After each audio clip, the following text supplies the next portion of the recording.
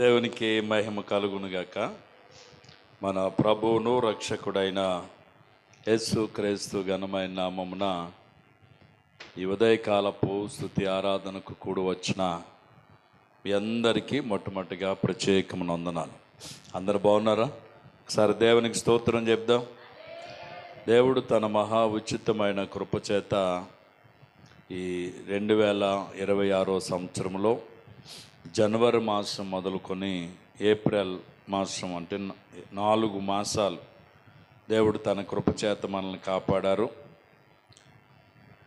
5వ మాసం మే నెల 1వ తారీఖు ఉదయకాలపు వేళ ప్రభు యొక్క సన్నిధానంలో మనం అందరం కలిసి అలాగ ప్రభుని స్తుతించుకోవడానికి ప్రభు ఇచ్చిన సమయాన్ని బట్టి స్తుతి ఘనత మహిమ ప్రభావములు ఆయనకే చెల్లునుగాక.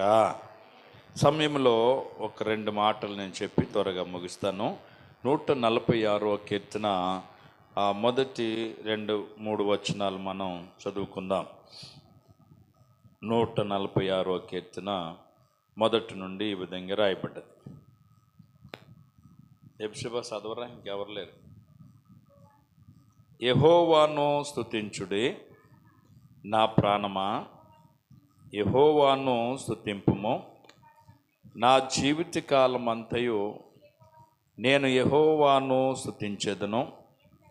నేను బ్రతుకు కాలమంతయు నా దేవుణ్ణి కీర్తించెదను.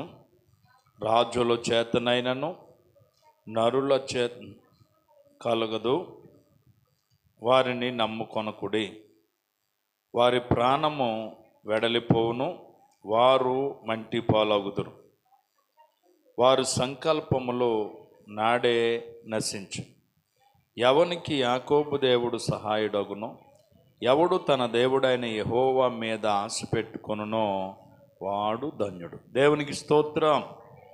ఈ చదవబడినటువంటి భాగంలో 1-2 మాటలు చూడండి. యెహోవాను స్తుతించండి, ప్రాణమా యెహోవాను స్తుతించు.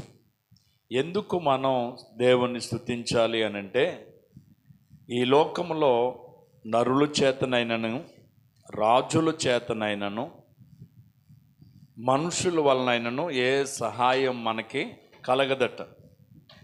దేవుడు మనకి ఏం చేసేవాడుగా ఉన్నాడంటే సహాయము చేయవాడిగా ఉన్నాడు. అంటే ఈరోజు వరకు మనం కాపాడబడ్డాం, సజీవులుగా ఉన్నాం.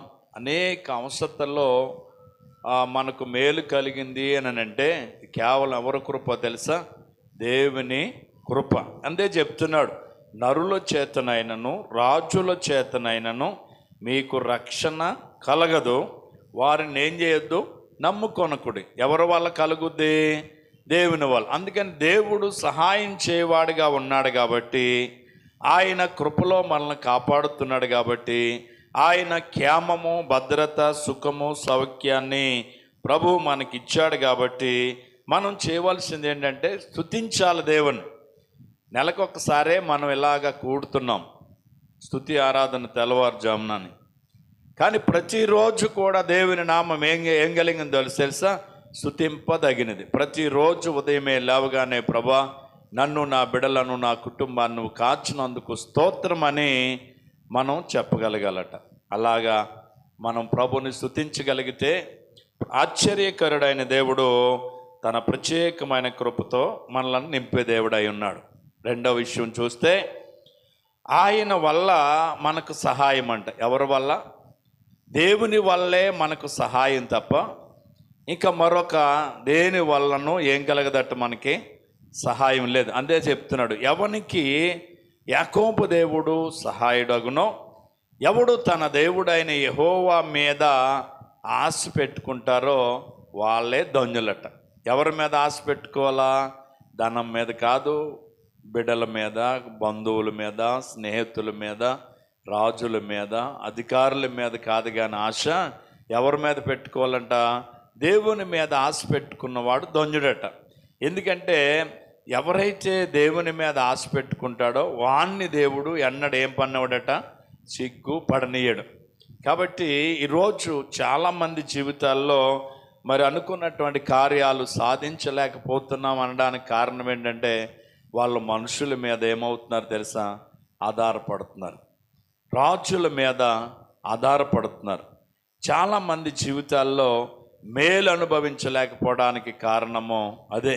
ఇక్కడ ఏం చెప్తున్నాడంటే, ఎవనికి యాకోబు దేవుడు సహాయుడగునో, ఎవడు తన దేవుడైన యెహోవా మీద ఆశ పెట్టుకుంటాడో వాళ్ళే ధన్యులట. కాబట్టి మనం ఈ లోక సంబంధమైన మనుషుల మీద కాదు కానీ, రాజుల మీద కాదు కానీ, అధికారుల మీద కాదు కానీ, కేవలం దేవుని మీద ఆశ పెట్టుకుంటే దేవుడు ఏం పడినవాడట, ఎన్నడను సిగ్గు పడనివ్వడట. అయితే మరి సిగ్గుపడకుండా ప్రతి విషయంలో తల ఎత్తుకునేవానిగా ఉండాలంటే 34వ కీర్తన 5వ వచనం చెప్తాడు, వారు ఆయన తట్టు చూడగా వారికి వెలుగు కలిగింది, వారు ముఖములు ఎన్నడను లజ్జింపకపోయాయని. అంటే దేవుని తట్టు చూచిన వాడిని దేవుడు ఎన్నడు ఏం పన్నవాడో తెలుసా, సిగ్గు పన్నవాడు. దేవుని వైపు మనం తిరిగినప్పుడు దేవుడు మన వైపు తిరిగివాడై ఉన్నాడు. మనల్ని ఏం పన్నవాడు అంటే ఆయన ఎన్నడు సిగ్గు పన్నవాడు. అలా చూచేవారే ఎవరంట, ధన్యులు. ఈరోజు చాలామంది దేవుని వైపు చూడలేకపోతున్నారు. లోకం అందలి ఆశల వైపు మనుషుడు పరుగులెడుతున్నాడు. ఈ లోకం అందలి ఆశలు ఏమవుతాయని చెప్పబడుతుంది తెలుసా, గతించిపోతాయట. లోకము అందల ఆశలు ఏమవుతాయంటే గతించిపోతాయంట. కానీ దేవుని చిత్తాన్ని జరిగించేవాడంట నిరంతరము నిలుస్తాడట. కాబట్టి దేవుని చిత్తం ఏంటంటే ఆయన వైపు మనం చూడాలని.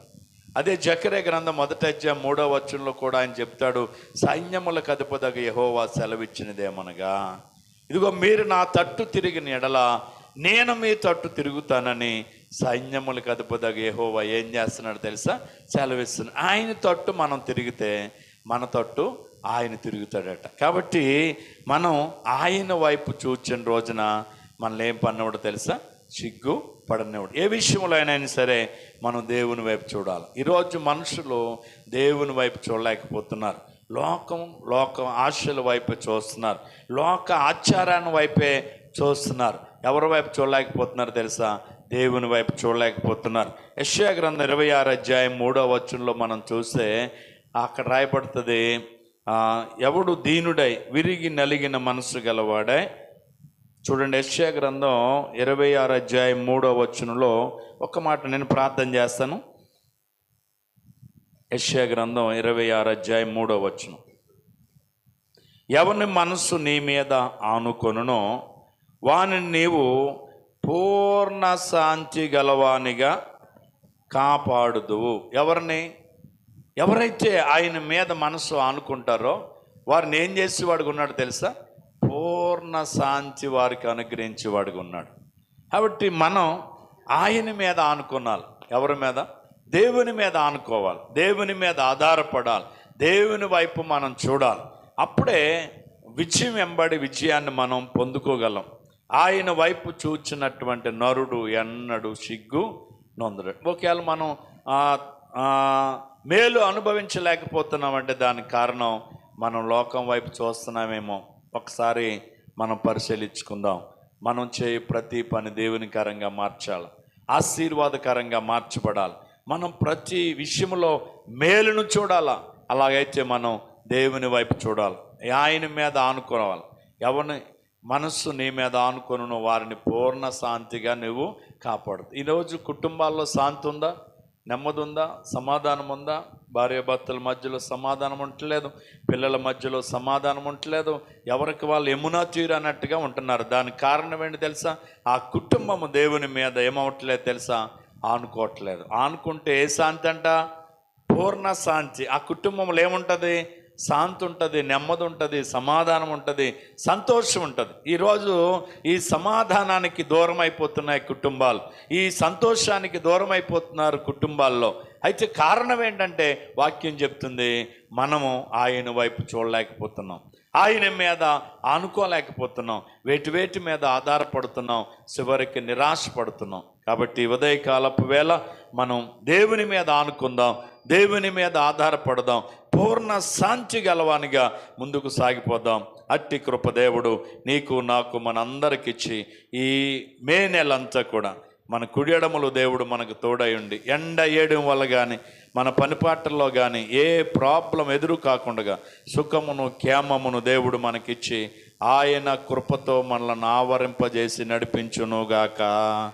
ప్రార్థన చేద్దాం. ప్రేమ కలిగిన తండ్రి, కృపగల దేవా, నీ కొందనాలు. ఈ ఉదయకాలపు వేళ నీ పాద సన్నిధిలో నిన్ను స్తుతించుకునే ఈ భాగ్యం మాకు ఇచ్చినందుకు స్తోత్రం. ఎందరో తండ్రి ఈ సమయములు, ఈ స్థలములో లేకపోయినా మేము ఉండడానికి మీరు చూపిన కృపను బట్టి వందనాలు అయ్యా. ఎవడు దీనుడై విరిగి నలిగిన మనసుతో నీ సందులో మోకరిస్తాడో, తల వంచుతాడో వాణ్ణి నువ్వు దుష్టించు దేవుడు అయి ఉన్నావు. ఎవరి మనస్సు నీ మీద ఆనుకుంటుందో వారిని పూర్ణ శాంతిగా నువ్వు కాపాడు దేవుడు అయి ఉన్నావు. ఈరోజు కుటుంబాల్లో శాంతి లేదు, కుటుంబాల్లో నెమ్మది లేదు, బిడలకు తల్లిదండ్రుల మధ్యలో సమాధానం లేదు నాయన. అసమాధానంతో కుటుంబాలు ఉంటున్నాయి. అలాగ అసమాధానం కలిగిన వారందరూ నాయన మరి నీ వైపు చూసినప్పుడు సమాధానం నువ్వు ఇచ్చే దేవుడు అని మరి ఈరోజు నీ వాక్యం ద్వారా మాకు తెలియజేస్తున్నాం. ఎవని మనస్సు నీ మీద ఆనుకొనునో వానిని పూర్ణ శాంతిగా చేస్తానంటున్నావు. ఎవనికి యాకోబు దేవుడు సహాయుడగును, ఎవడు తన దేవుడైన యెహోవా మీద ఆశ పెట్టుకుంటాడో వాడు ధన్యుడు అంటున్నాం. నరుల వల్ల కానీ, రాజుల వల్ల కానీ, అధికారుల వల్ల కానీ మీకు రక్షణ కలగదు. వారు కూడా సంకల్పములు నశిస్తాయి, వారు కూడా మంటి పాలైపోతారు ఏదో ఒక రోజని నువ్వు లేఖనాల ద్వారా తెలియజేస్తున్నావు. కనుక ప్రభా, మేము లోకం వైపు కాదు, రాజుల వైపు కాదు, అధికారుల వైపు కాదు, కానీ మా మనస్సు నీ తట్టు తిరిగి నీ ద్వారా మేలు అనుభవించే కృప మా అందరికీ దయచేయండి. ఇదిగో 2026 సంవత్సరంలో జనవరి మాసం మొదలుకొని ఇదిగో ఏప్రిల్ మాసం వరకు మమ్మల్ని ఎంతో కాపాడవుతండి. ఇదిగో మే నెల 1వ తారీఖు ఉదయకాలపు వేళ ఈ స్తుతి ఆరాధనలో మేము ఉండటానికి కృప చూపించాం.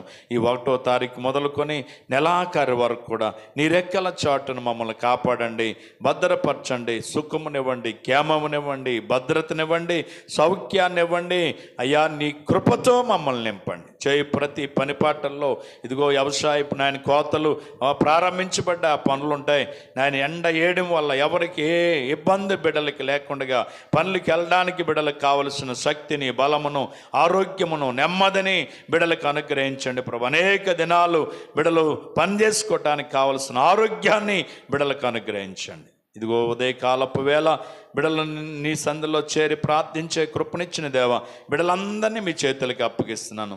కృపలో వర్ధలిచ్చేయండి ఆయన. నీ రాకడ ఆలస్యమైతే మరొక నెలలో మరొక స్తుతి ఆరాధనలో ఈరోజు రాలేకపోయిన వారు మేమందరము కలిసి నీ సన్నిధిలో ఆరాధించే కృప దయచేయండి. మొదట నా నీతిని ఎదకమంటున్నావు తండ్రి.